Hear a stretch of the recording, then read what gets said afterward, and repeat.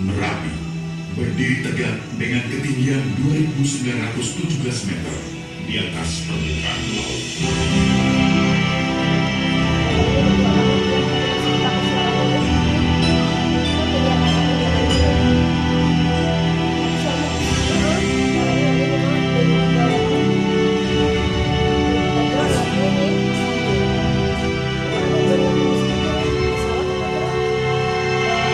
Terletak di antara daerah istimewa Yogyakarta dan Provinsi Jawa Tengah, meliputi 4 kabupaten: Sleman, Magelang, Boyolali, dan Klaten. Oh, tempatku. Klaten. Iya.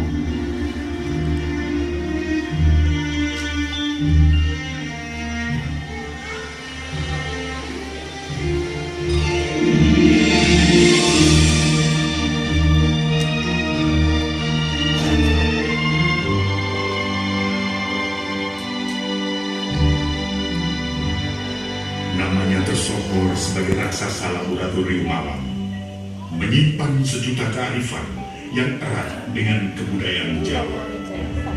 Bukan.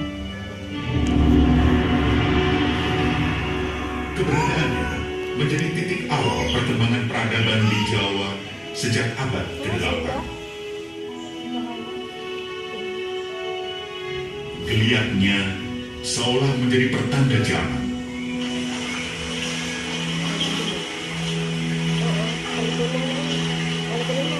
Perilakunya memberikan inspirasi para cendekia.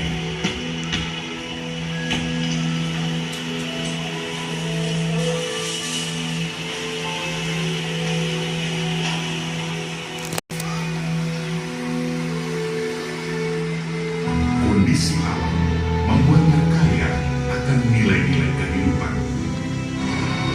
Ratusan ribu manusia menggantungkan hidup pada sumber daya yang terkandung di dalamnya.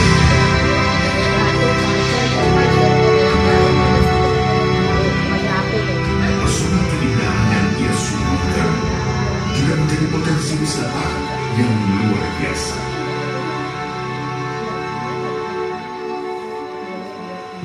Namun, di balik sejuta kearifannya, Merapi menyimpan potensi bahaya yang mampu meluluhlantangkan peradaban.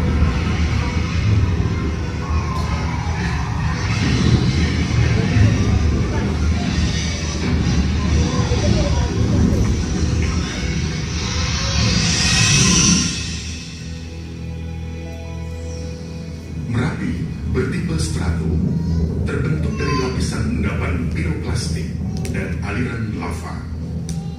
Lava Merapi berjenis andesit basaltik dengan kandungan oksida silika berkisar antara 52 hingga 56%. Merapi memiliki tipe letusan efusif dan eksplosif. Letusan eksplosif disebabkan oleh magma yang kaya akan gas, sedangkan letusan efusif menghasilkan magma yang relatif encer, sedikit gas, dan dicirikan dengan pembentukan kubah lava di awal erupsi. Makin tingginya itu. Makin tinggi banget.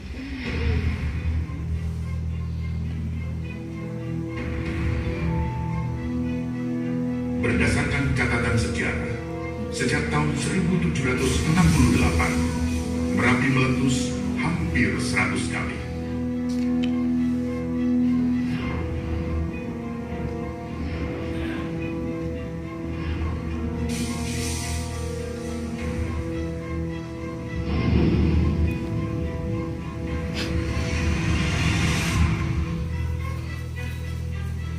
Beberapa digolongkan letusan besar, diantaranya pada tahun 1872 yang menghasilkan dentuman suara hingga terdengar di Kerawang dan Madura. Dahsyatnya letusan membentuk kawah seluas 480 kali 600 meter persegi yang membuka ke arah barat. Letusan besar juga terjadi pada tahun 1930, menewaskan 1.300 orang dan 2.100 binatang ternak. Terakhir, pola yang hampir sama dengan letusan tahun 1872 kembali terjadi pada tahun 2010. Erupsi Merapi tahun 2006 merupakan peringatan awal perubahan ancaman ke arah selatan. Untuk itu, pada tahun 2008, Badan Geologi menyusun skenario ancaman letusan besar Merapi ke selatan. Bagaimana kita ketahui sudah lebih dari 100 tahun tidak pernah terjadi letusan besar di Gunung Merapi. Sementara erupsi 2006 telah membentuk bukaan kawah ke arah selatan. Maka bila terjadi letusan mendatang, kemungkinan besar mengarah ke sektor selatan dan tenggara. Di antara 4 kabupaten yang masuk kawasan rawan bencana Gunung Merapi, Kabupaten Sleman akan menerima dampak yang paling besar. Apabila letusan besar itu terjadi, perkiraan ancaman awan panas kalau kali Worok bisa mencapai 10 km, kalau kali Gendot bisa mencapai 12 km, kalau kali Kuning bisa mencapai 10 km, dan ke arah Kali Boyong bisa mencapai 8 km. Perkiraan ancaman awan panas ini kita dasarkan pada peta area terdampak erupsi tahun 1961. Kita proyeksikan ke arah selatan.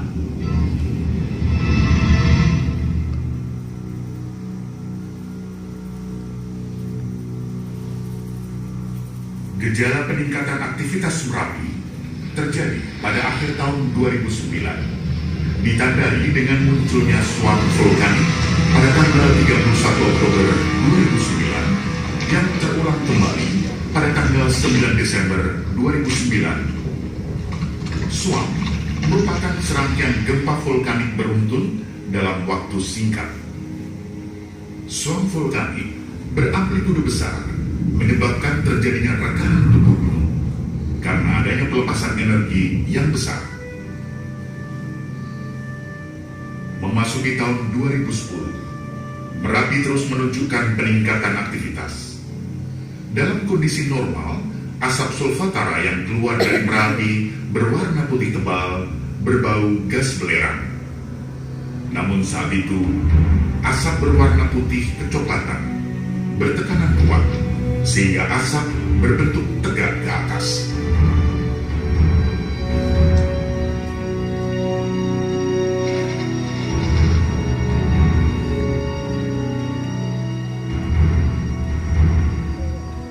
Suap vulkanik kembali terjadi pada tanggal 10 Juni 2010. Aktivitas kegempaan terus meningkat mencapai lebih dari 100 kali per hari.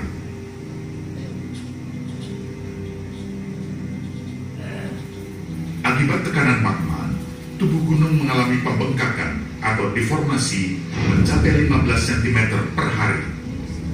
Suhu sulfatara di puncak mencapai 550 derajat Celcius. Kondisi ini membuat status Merapi ditingkatkan dari normal ke waspada pada tanggal 20 September 2010. Aktivitas Merapi meningkat tajam. Jumlah gempa melebihi 200 kali per hari. Deformasi mencapai 30 cm per hari dan laju percepatan terjadi secara signifikan. Hal ini tidak lazim. Hasil pengamatan visual guguran lava masih jarang terjadi dan perubahan morfologi kubah belum tampak. Padahal biasanya dalam kondisi seperti ini, guguran lava meningkat tajam menandai terbongkarnya kubah lava lama.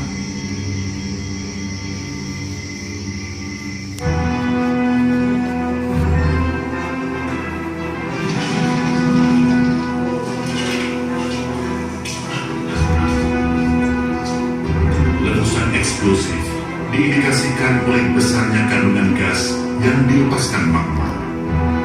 Salah satu parameternya adalah tingginya kadar karbon dioksida atau CO2.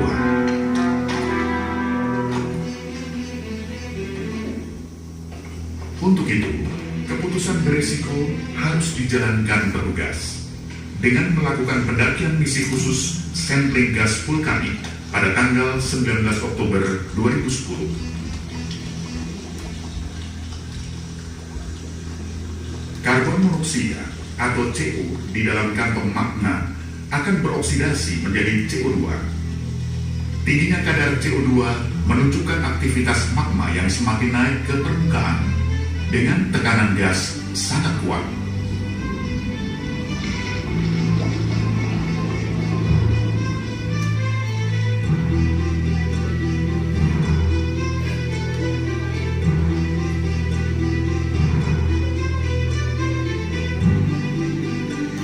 Hasil yang diperoleh dari sampling gas mengejutkan. Kadar CO2 mencapai 60%. Hal ini menjadi pertimbangan utama untuk menaikkan status aktivitas dari waspada menjadi siaga pada tanggal 20 Oktober 2010 pukul 5 sore.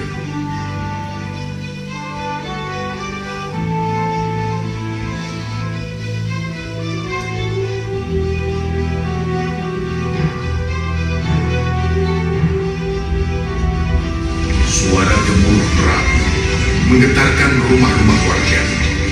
Gempa terjadi melebihi 400 kali per hari hingga jenisnya tak bisa dibedakan lagi.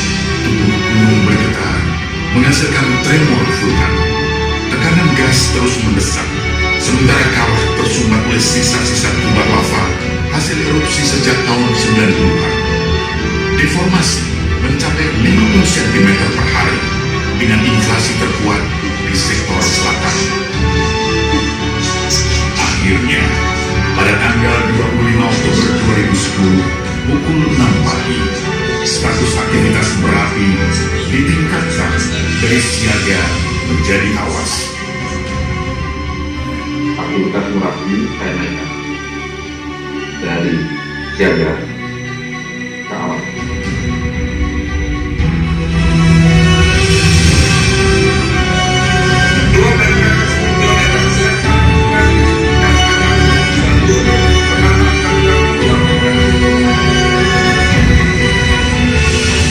Suasana mencekam.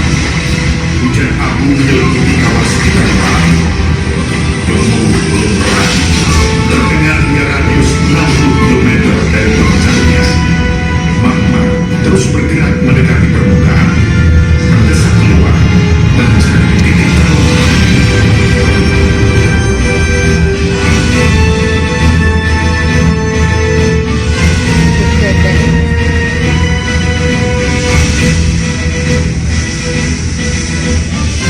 Tanggal 26 Oktober 2010 pukul 5:02 sore, letusan pertama kali terjadi berupa semburan awan panas.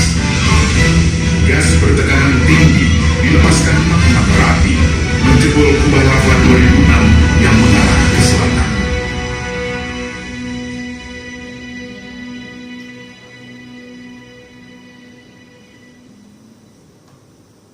Semburan gas terjadi secara mendatar, mengeluarkan material lembut seperti debu dan pasir halus yang melampaui dusun Kinarjo, dan letusan ini disebut directed blast dengan jarak 8 km. Akibatnya, 39 korban tewas, termasuk tokoh adat terkenal juru kunci Merapi, Mbah Marijan. Tanggal 29 Oktober 2010, Merapi kembali bergejolak, menyemburkan awan panas yang cenderung membesar. Rentetan awan panas terus-menerus terjadi. Emisi gas sulfur dioksida mencapai 500 ton per hari. Terbentuk kubah lava dengan volume 3,5 juta meter kubik hanya dalam waktu beberapa jam. Kayak bulat kambing. Tanggal 5 November 2010, kubah lava yang baru terbentuk, mendorong keluar hingga memicu terjadi awan panas yang menjangkau hingga 15 km ke arah Kali Gendol. Inilah puncak erupsi Merapi.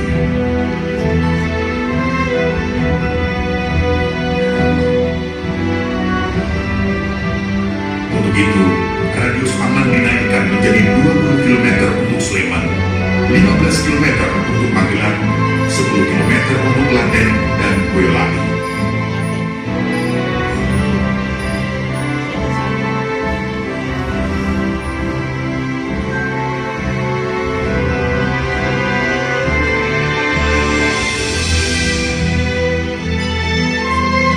Akibat adanya isu Merapi akan meletus lebih besar lagi, pengungsi yang awalnya berjumlah 200.000 melonjak hingga 400.000 jiwa yang tersebar di 600 titik pengungsian.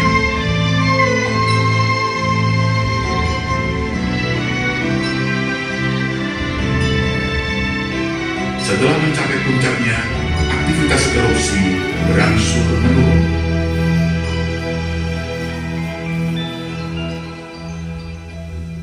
Akibat letusan dahsyat ini, 3.000 rumah habis tersapu awan panas Merapi. Pohon-pohon tumbang.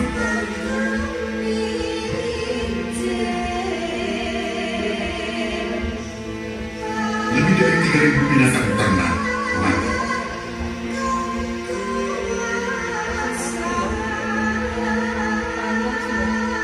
...398 jiwa ditemukan dalam kondisi tak bernyawa.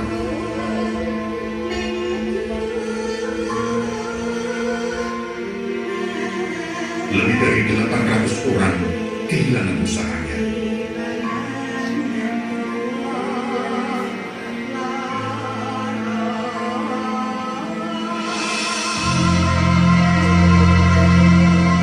Perekonomian lumpuh, kerugian material mencapai 3,5 triliun rupiah.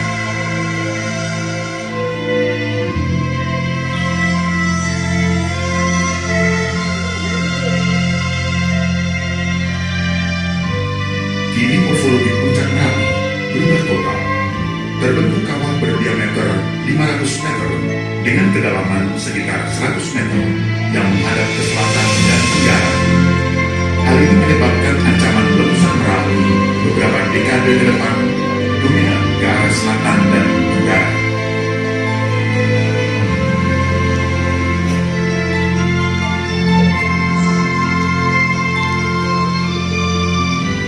Letusan ini memiliki indeks kualitas letusan VEI berskala 4. VEI adalah Volcano Explosivity Index yang menunjukkan skala ukuran kuantitatif suatu letusan gunung api.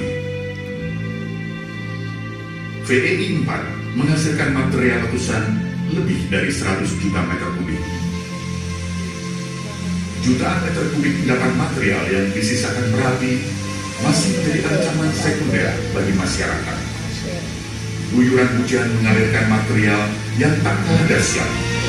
10 sungai di sekitar Merapi menjadi jalur aliran lahar yang menghanyutkan 22 jembatan dan memutus jalur transportasi Jogja-Magelang.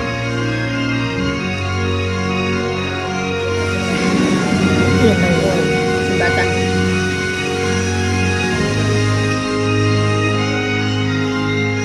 Untuk menghadapi ancaman bencana Merapi ke depan, para pemangku kepentingan melakukan upaya mitigasi. Di antaranya, melakukan perubahan tata ruang wilayah yang berbasis mitigasi bencana. Mengacu pada Undang-Undang Nomor 26 Tahun 2007 tentang penataan ruang dan Undang-Undang Nomor 24 tentang penanggulangan bencana, kawasan rawan bencana Gunung Merapi berada di kawasan lindung dan budidaya. Oleh sebab itu, penataan ruang harus bisa menjamin rasa aman dari ancaman erupsi dan kerusakan lingkungan yang berpengaruh terhadap sumber daya Merapi. Dengan demikian, konsep ini diharapkan mampu memperkecil risiko bencana di masa yang akan datang. Upaya mitigasi juga dilakukan dengan penguatan kapasitas masyarakat melalui kegiatan wajib latih penanggulangan bencana dan pembentukan sistem peringatan dini untuk pemantauan lahar dan aktivitas Merapi di titik rawan bencana.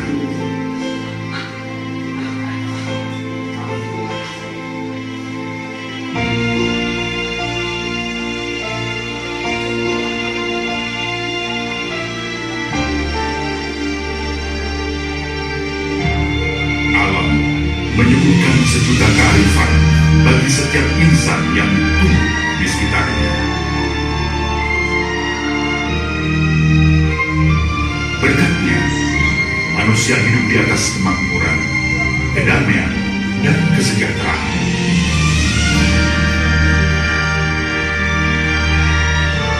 Keduanya saling berdampingan demi sebuah ikatan harmoni yang saling bersinergi.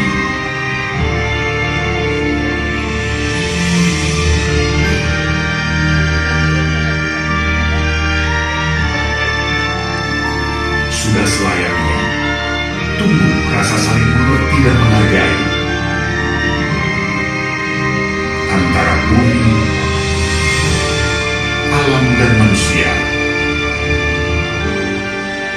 Belajar dari Merapi.